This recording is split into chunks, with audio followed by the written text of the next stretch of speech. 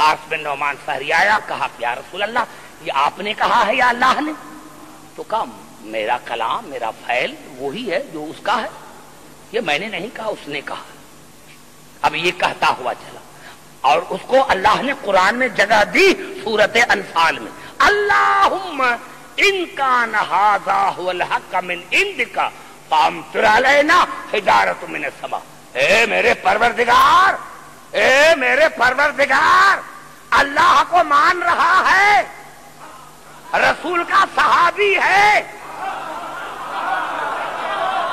بڑا جملہ ہے, کیونکہ آج میں سمجھ گیا بس یہی ہے کافی. خطیب کے لیے ہوتی ہے کہ آپ کا جو مزاج ہے سماعت کا وہ بہت بلند ہے, اسی لیے کل حقیقی طور سے میری تقریر شروع ہو جائے گی.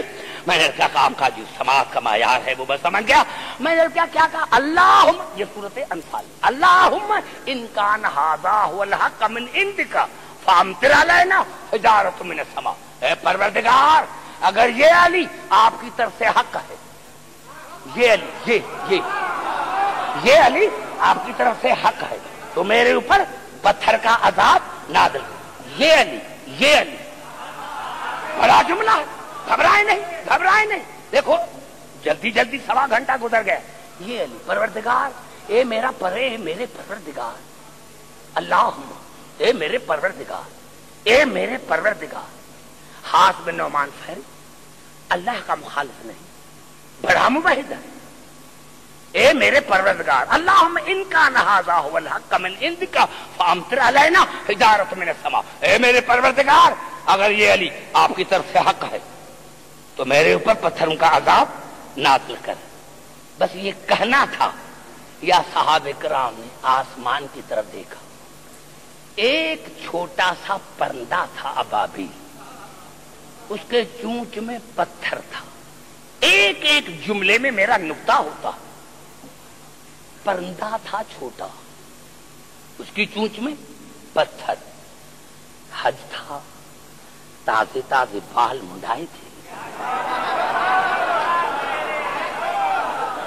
پوری توجہ, جہاں میرے بزرگ بیٹھے ہیں تمام حضرات کے لیے, وہ پرندے کے چونچ میں پتھر, پرندہ نیچے آیا, ٹنڈ میں پتھر لگا, آیا اونٹنی پر آیا, دونوں مر گئے, دونوں اونٹنی بھی, دونوں. بڑا جملہ. پھر میں نے کہا اتنا بات رکھن میں جو پرندہ لے کر آیا, پرندہ ابابیل لے کر آیا, ابابیل لے کر آیا, پرندہ چونچ میں پتھر ہے, آیا تن پر لگا, ہاتھ میں نعمان فہری کے نیچے اترا, اونٹنی کو لگا, دونوں مر گئے.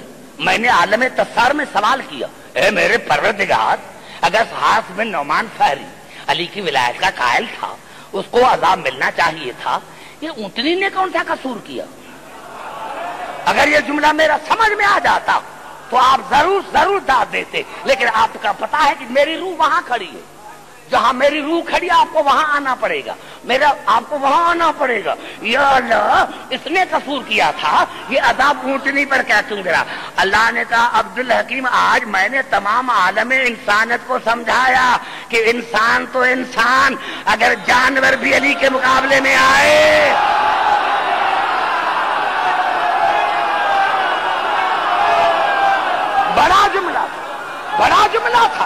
بڑا جملہ تھا میرے بچے, میرے بھائی. یہ عبدالحکیم پڑھ رہا ہے, یہ آپ کی سطح سے بڑا جملہ تھا جس کو آپ نے نہیں سمجھا. یہی سبب تھا کہ کسی جنگ میں کوئی اونٹنی پر سوار ہو کر آیا تھا تو علی نے کہا کس کی ٹانگیں کاٹ دو, تو کہا مولا یہ اونٹنی جانور ہے. کہا جانور نہیں, جو میرے مقابلے میں آتا ہے وہ شیطان ہے.